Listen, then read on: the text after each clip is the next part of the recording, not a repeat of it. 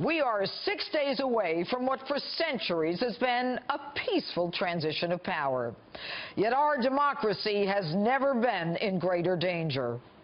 Instead of enjoying and celebrating this time-honored, sacred, and hallowed tradition where the torch is passed to a new, democratically elected president of the greatest nation on earth, we are mired down in the politics of division, fake news, and hate-fueled resistance to the 45th President of the United States.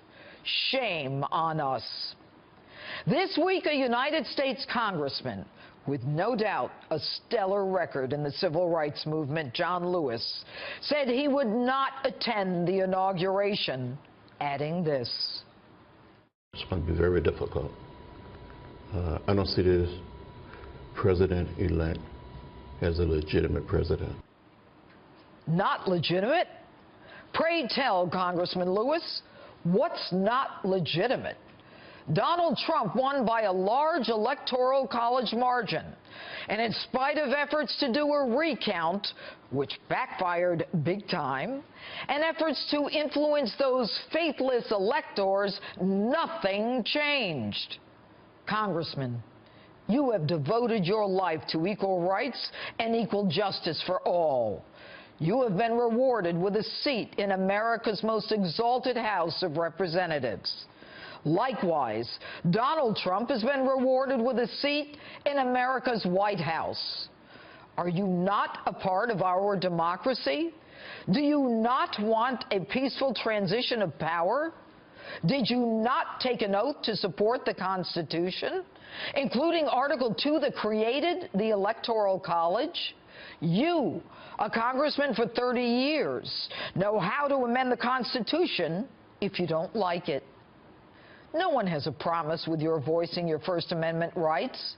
But you and your party, those purveyors of the peaceful transition of power, so concerned that the Republicans wouldn't be, are daily proving yourselves to be hypocrites. And another Democrat, Congresswoman Maxine Waters, proudly asserts her refusal to meet the man who will sit in the Oval Office. Where's equal rights and inclusion? Where's doing your job for the people who elected you? And as for those liberal Hollywood leftists in need of a lobotomy, like Rosie O'Donnell, they are straight-up communists. Rosie supports imposing martial law, delaying the inauguration until Trump is cleared of all charges. Rosie, I know you. I don't have a problem with you. But martial law? Are you nuts? Do you even know what martial law is? It's when the military takes over when we're invaded and we're at war. And by the way, Trump isn't charged with anything. And for him to be cleared, there'd have to be a trial. Ain't no trials happening, Rosie, during martial law. And on a personal level, Rosie, you would hate it. There would be curfews and checkpoints. There'd be tanks in the streets. And no, you couldn't call an Uber tank for a quick latte at your local Starbucks. Your tweet is stupid. Since when does the left want the military to take over? And a little primer, Rosie. When they do, people like you, who call for the overthrow of the president, meet a firing squad. And it ain't a happy ending.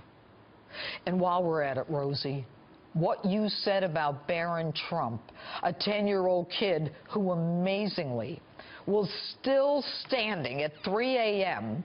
when his father won the presidency, was as classless and rude as it gets. And to then claim he's not off limits, and you call Trump mentally unstable? Rosie, since when are you the bastion of brilliant behavior? Why don't you put on your big girl pants and come to grips with the fact that Donald Trump is your next president, and you're either with America or against America?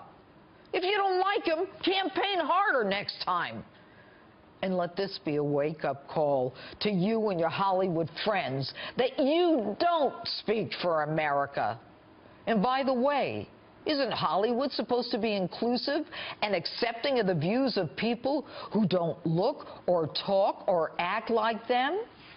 And newsflash, and this isn't fake news, the people in Middle America, some of whom ride a tractor for a living, wear the same boots every day, wear a badge, go overseas, not knowing if they'll come home, are sick and tired of your nonsense.